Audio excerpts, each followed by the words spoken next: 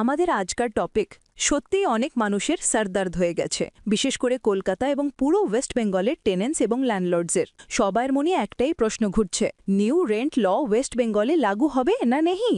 কলকাতাতে কোনো নয়া নিয়ম আসবে কি? ওয়েস্ট বেঙ্গল প্রেমিসেস টেনেন্সি অ্যাক্টই চলবে না centre and model tenancy act লাগু হবে? আজ আমি আপনাদের এই পুরো বিষয়টিকে সম্পূর্ণ সরল শব্দে এবং সত্যের সাথে ডিসকাস করুঙ্গি। চলুন শুরু করি।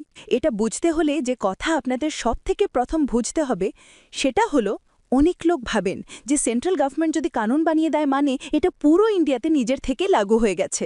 এটা একদম ভুল। মডেল টেনেন্সি অ্যাক্ট শুধু একটা মডেল। এটা লাগু করনা হ্যাঁ বা নেহি এই সম্পূর্ণ অধিকার স্টেট গভর্নমেন্টের।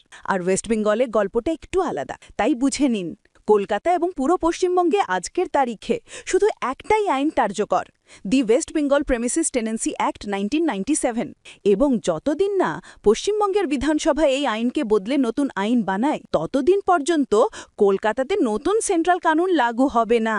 তাই আপনি যদি ওয়েস্ট বেঙ্গলি টেনেন্ট হন বা ল্যান্ডলর্ড, আপনার সব রুলস যেমন eviction process, notice period, rent increase, security deposit, agreement format সব কিছু এখনও ওয়েস্ট বেঙ্গল প্রেমিসেস টেনেন্সি অ্যাক্টের হিসাবেই চলবে। আপনি যদি কলকাতাতে কোনো নতুন রেন্ট এগ্রিমেন্ট বানাচ্ছেন বা কোনো লিগাল অ্যাকশন নিচ্ছেন, তাহলে শুধু West Bengal premises tenancy act 1997-এর নিয়ম ফলো করবেন। কারণ কোনো রকম সমস্যা হলে আপনাকে যেতে হবে রেন্ট কন্ট্রোলার কলকাতার কাছে অথবা স্থানীয় সিভিল কোর্টে, না যে কোনো সেন্ট্রাল কানুন অনুযায়ী তৈরি নতুন অথরিটির কাছে। এখন আমি আপনাদেরকে জিজ্ঞেস করতে চাই, আপনারা কি চান যে ওয়েস্ট বেঙ্গল নতুন মডেল টেনেন্সি অ্যাক্ট অ্যাডপ্ট করুক, না আপনাদের মনে হয় পুরনো সিস্টেমটাই ঠিক আছে? নিজেদের মতামত অবশ্যই কমেন্টে লিখবেন। এই ভিডিওর উদ্দেশ্য শুধু এটুকুই ছিল, যেন আপনাদের কনফিউশন দূর হয়। কারণ ঘর শুধু দেয়াল নয়, ঘর হলো নিরাপত্তা, শান্তি এবং সম্মান। এবং আমার চেষ্টা সবসময় এটা, যেন আপনাদের সঠিক লিগ্যাল তথ্য দিই সহজ ভাষায়, সত্যতার সাথে।